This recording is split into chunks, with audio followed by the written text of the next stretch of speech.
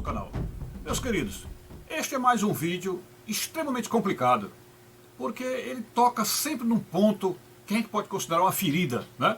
E até no próprio título, já fica até complicado iniciar pelo próprio título. E o título é: se pensar bem, é impossível não ser católico. Se pensar bem, é impossível não ser católico. Isso é uma coisa agressiva, né? Coisa que aparentemente é o politicamente incorreto, é aquela violência verbal, né? Mas vamos analisar. Preste bem atenção, vou elencar 10 itens e, se possível, comentar com vocês e, até certo ponto, fazendo pergunta, coisa assim. Vamos ver lá. Primeiro item diz: Jesus Cristo é ou não é o sumo sacerdote? Jesus Cristo é ou não é o sumo sacerdote? O sumo do sumo do sumo sacerdote, ok? 2. O sumo sacerdote não é a mesma figura de um papa? O sumo sacerdote não é a mesma figura de um papa, ou seja, não equivale a um papa, não é? É como se Jesus Cristo fosse o nosso papa, não é? Pronto. Quem fundou a igreja cristã? Pergunta direta. Quem fundou a igreja cristã? Qual a resposta? Todo cristão sabe. Quem fundou o cristianismo? Quem fundou a igreja cristã? Todo mundo sabe qual é a resposta, né? Jesus Cristo. Se Jesus fundou a igreja cristã e ele é o sumo sacerdote, quem ficaria no lugar dele quando ele voltasse ao reino do Pai após a sua ressurreição? Então, encadeando o raciocínio, Jesus é o sumo sacerdote. Esse sumo sacerdote é a mesma coisa que a figura de um papa. Depois, quem fundou a igreja? Quem fundou a igreja foi Jesus Cristo, que é o sumo sacerdote, o nosso papa. E na quarta pergunta diz: se Jesus fundou a igreja cristã e ele é o sumo sacerdote, quem ficaria no lugar dele quando ele voltasse ao reino de Deus, após a ressurreição? Quem ficaria? Observe bem qual o raciocínio que está, não apenas na minha cabeça, mas o que é que passou na cabeça de Deus quando percebeu que Jesus não ia ficar aqui, né? Jesus ia ser morto, justamente porque na morte dele era a nossa salvação, e com a ressurreição que complementava e configurava, ou seja, completava a obra de salvação. Então, a partir daquele ponto, o que ele faria? Ele iria passar pelo Pentecoste, deixar entre nós o Espírito Santo, mas do ponto de vista humano, a igreja tinha ficado descabeçada, né? A igreja tinha ficado acéfala, do ponto de vista humano. Porque enquanto Jesus esteve aqui, ele estava com a igreja, como cabeça da igreja, aquela igreja de 12 apóstolos, aquela igreja introduzida, iniciada por ele, que teve inclusive muitos outros discípulos, né? Era uma igreja de certo modo grande, mas ele é que era o sacerdote, ele era o sumo sacerdote, ele é que era o papa, né? Pois bem, na quinta pergunta: se Jesus era e é o sumo sacerdote e fundou a igreja cristã, como esta igreja iria sobreviver ao combate anti-Satanás sem o sumo sacerdote que voltou para o reino de Deus? Isto é, se a igreja agora, sem Jesus, Jesus já ressuscitou, Jesus já fez o Pentecoste, já foi assunto ao céu, e a igreja aqui ficou acéfala, ficou sem cabeça. Como é que esta igreja sem cabeça iria vencer o combate anti-Satanás? Como é que ela iria vencer? Percebe? Vamos em frente, para o sexto ponto.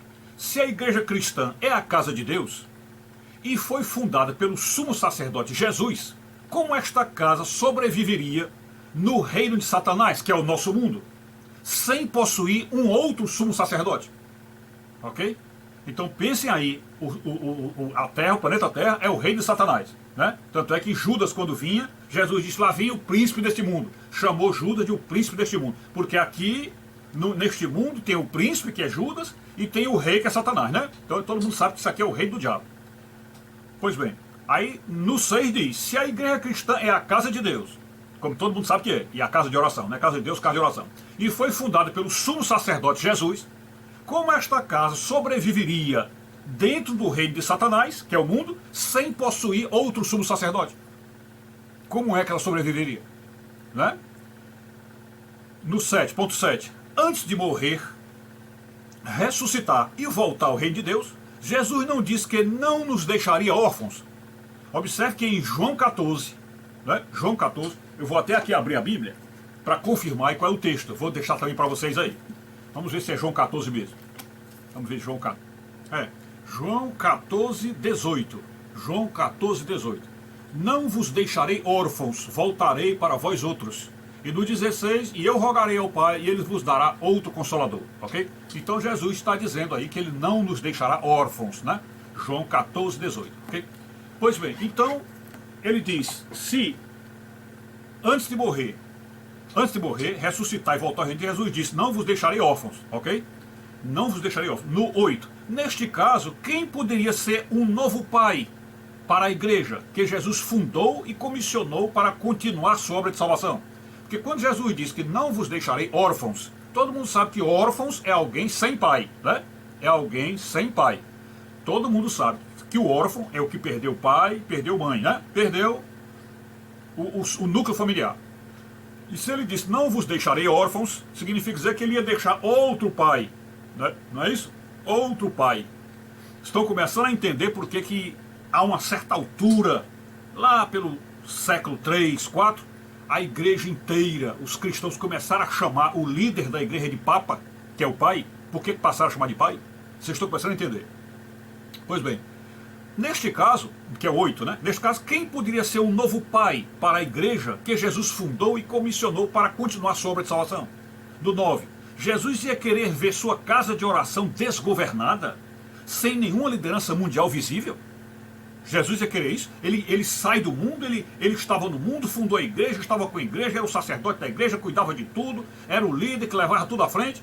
Aí chega, é morto pela obra de salvação, é morto pela missão, ressuscita ao terceiro dia, depois de 40 dias faz o Pentecoste, manda o Espírito Santo para que nós não ficamos sós que eu digo sem ser um cabeça espiritual, sem um líder espiritual, mas do ponto de vista humano, a igreja ficou descabeçada.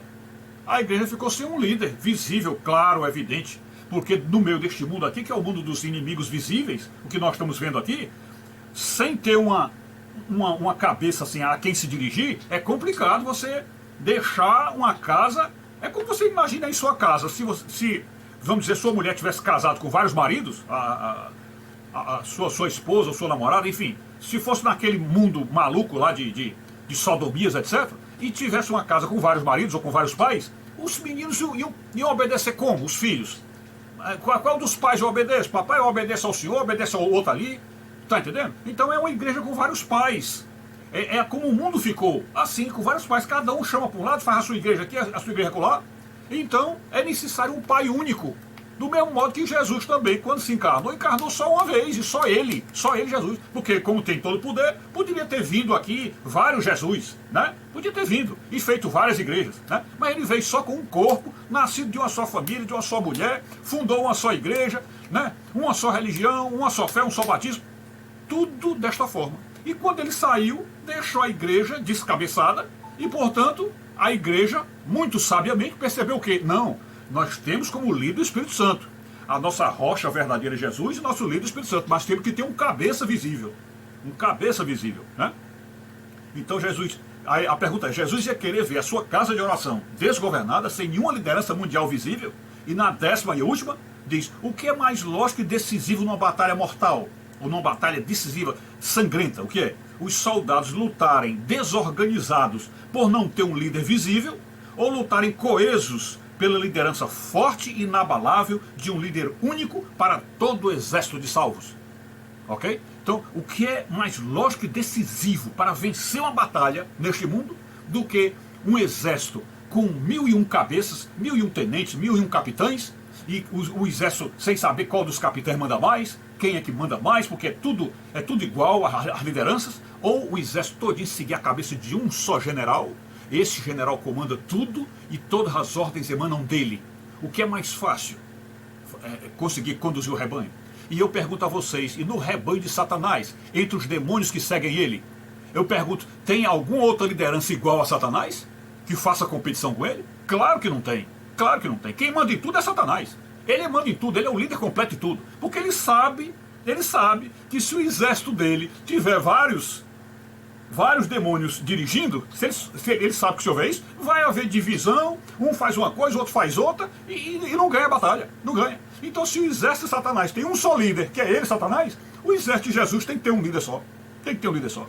E o líder é o que, para nós que somos da carne, que somos visíveis, que somos de carne e osso, tem que ter um líder de carne e osso.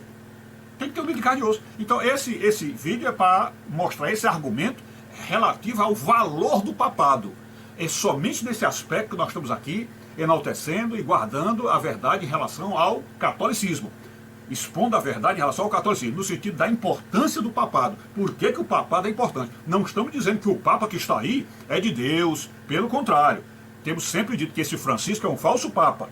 Temos sempre dito isso. Mas o papado em si, ou seja, a liderança única da igreja, é fundamental para se vencer a batalha contra Satanás. Ok? É isso aí. Fiquem com Deus, saúde e paz, tudo de bom.